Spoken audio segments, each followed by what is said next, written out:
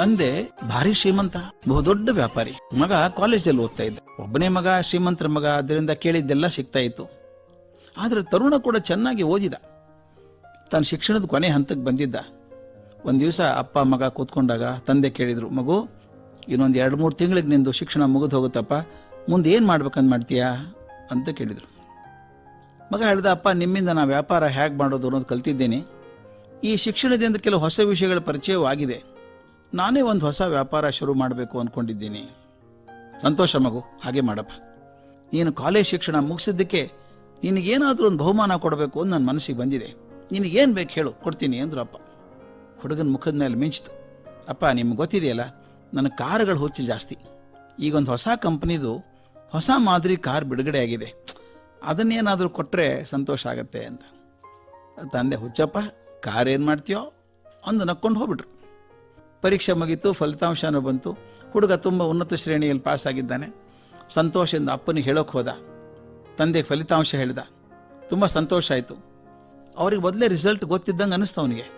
ಅವರು ತಕ್ಷಣ ತನ್ನ ಕುಳಿತ ಜಾಗದಿಂದ ಎದ್ದು ಮೇಜಿನ ಕಡೆಗೆ ಹೋಗಿ ಅದರ ಮೇಲೆ ಇದ್ದಂಥ ಒಂದು ಆಕರ್ಷಕವಾಗಿ ಒಂದು ಸಣ್ಣ ಬಾಕ್ಸ್ ಇದ್ದಂಗೆ ಇತ್ತದು, ಪೆಟ್ಟಿಗೆ ಪ್ಯಾಕೆಟ್ ಯಾವುದೋ ಒಂದು ಕಟ್ಟಿದ್ರು. ಅದನ್ನ ಮಗನಿಗೆ ಕೊಟ್ಟರು. ಇದೋಡೋ ನಿನ್ನ ಸಾಧನೆಗೆ ಇದು ಬಹುಮಾನ ಅಂದರು.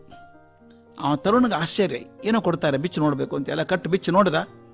ಅಯ್ಯೋ ಅಂದ, ಏನೋ ದೊಡ್ಡದು ಕೊಡ್ತಾರೆ, ಅದು ಭಗವದ್ಗೀತೆ ಕಾಪಿ ಕೊಟ್ಟಿದ್ದಾರೆ. ಈ ವಯಸ್ಸಿಗೆ ಭಗವದ್ಗೀತೆ ಕೊಡೋದ? ಅವನ ಮನಸ್ಸಲ್ಲಿ ಇದ್ದಿದ್ದೇನು, ಅಪ್ಪ ಹೊಸ ಕಾರ್ ಕೊಡಿಸ್ತಾರೆ ಅಂದ್ಕೊಂಡಿದ್ದ. ಮನಸ್ಸು ಕುಸಿದೋಯ್ತು ಅವನು. ಛೇ, ಈ ಮುದುಕರಿ ಹುಡುಗರ ಮನಸ್ಸೇ ಅರ್ಥ ಆಗಲ್ಲ. ನಾನು ಕೇಳಿದ್ದು ಕಾರು, ಇವ್ರು ಭಗವದ್ಗೀತೆ ಕೊಡ್ತಾರೆ, ಯಾರಿಗೆ ಬೇಕು ಭಗವದ್ಗೀತೆ ಇದನ್ನ? ಅವನು ಎಷ್ಟು ಕೋಪ ಬಂದ್ಬಿಡ್ತು ಅಂದರೆ ಅಪ್ಪ ಅನ್ನೋದು ಮರ್ತು ಬಿಟ್ಟ. ಅಪ್ಪ, ನನಗೆ ಅರ್ಥ ಆಯಿತು, ನಾನು ಎಂದೂ ನಿಮಗೆ ಅರ್ಥ ಆಗಲ್ಲ, ನೀವು ನನಗೆ ಅರ್ಥ ಆಗಲ್ಲ. ನಾನು ಕೇಳಿದ್ದನ್ನು ಕೊಡಿಸ್ದೆ, ನಿಮಗೆ ಬೇಕಾದ್ದನ್ನೇ ಕೊಡಿಸ್ತಾ ಇದ್ದೀರಿ. ಇದು ನನಗೆ ಬೇಡ, ಇದು ಇಟ್ಕೊಂಬಿಡಿ. ನೀವು ಇಷ್ಟೆಲ್ಲ ದುಡ್ಡು ಗಳಿಸಿದ್ದೀರಲ್ಲ, ಒಬ್ಬನೇ ಮಗ ನಾನು, ಇಟ್ಕೊಂಡು ಏನು ಮಾಡ್ತೀರಿ? ಆದರೆ ಒಂದು ಹೇಳ್ತೀನಿ ಕೇಳಿ, ನನಗೆ ನಿಮ್ಮ ಮೇಲಿನ ವಿಶ್ವಾಸ ಹೋಯ್ತು. ನಿಮ್ಮ ಒಂದು ದುಡ್ಡು ಬೇಡ ನನಗೆ, ನಾನು ಸ್ವಂತ ಎಫರ್ಟ್ ಒಂದು ಮಾಡ್ಕೋತೀನಿ, ನಾನೆಲ್ಲನೂ ಸಂಸ್ಥೆ ಕಟ್ತೀನಿ. ಬಡ ಹೋದ್ರಿ ಮನೆಯಿಂದ ಹೊರಟೇ ಬಿಟ್ಟ. ತಂದೆ ಪಾಪ ಬಾಯಿ ಬಿಟ್ಕೊಂಡು ನೋಡ್ತಾನೆ ಇದ್ರು. ಮನೆ ಬಿಟ್ಟು ಹೋದಂಥ ಹುಡುಗ ಮತ್ತೆ ತಂದೆ ಮನೆ ಕಾಲಿಡಲಿಲ್ಲ. ತಂದೆ ಎಷ್ಟೋ ಸಲ ಅವನು ಬಾರೋ ಅಂತ ಹೇಳಿ ಕಳಿಸಿದ್ರು ಬೇರೆಯವರ ಕಡೆಯಿಂದ. ಬರಲಿಲ್ಲ, ಅವನು ತಿರಸ್ಕಾರ ಮಾಡಿಬಿಟ್ಟ. ತಾನೇ ವ್ಯಾಪಾರ ಬೆಳೆಸಿದ, ಅಲ್ಲೂ ಯಶಸ್ವಿ ಆದ. ಎಷ್ಟೋ ವರ್ಷ ಕಳೀತು. ಆದರೆ ಅವನಿಗೆ ಅನಿಸೋದು, ಜೀವನದಲ್ಲಿ ಪೆಟ್ಟು ಬಿದ್ದಾಗೆಲ್ಲ ತಂದೆ ನೆನಪಾಗ್ತಿತ್ತು ಅವನಿಗೆ. ಅವ್ರು ಆವಾಗ ಏನು ಸೂಚನೆ ಕೊಟ್ಟಿದ್ರು, ಹಿತವಚನಗಳು ಕೊಟ್ಟಿದ್ರಲ್ಲ, ಅದು ಪ್ರಯೋಜನ ಆಗ್ತಾ ಇತ್ತು. ಹೀಗಿರುವಾಗ ಒಂದು ದಿವಸ ತಂದೆ ಮನೆಯಿಂದ ಒಬ್ಬ ಸೇವಕ ಓಡಿ ಬಂದ. ಅಳ್ತಾ ಇದ್ದ. ಯಾಕೋ ಅಂತ ಕೇಳಿದ. ಇಲ್ಲ ಅಪ್ಪ, ಅವ್ರು ಈಗ ತಾನೇ ತೀರ್ ಹೋಗ್ಬಿಟ್ರು. ಎಷ್ಟೇ ಅಂದ್ರು ಪ್ರೀತಿ, ಸಿಟ್ಟಿರ್ಬೋದು ಅಪ್ಪನ ಮೇಲೆ. ಅಪ್ಪ ತೀರ್ ಹೋದ್ರಲ್ಲ ಅಂತ ಗಾಬರಿಯಿಂದ ಮನೆ ಓಡಿ ಬಂದು ನೋಡ್ತಾನೆ.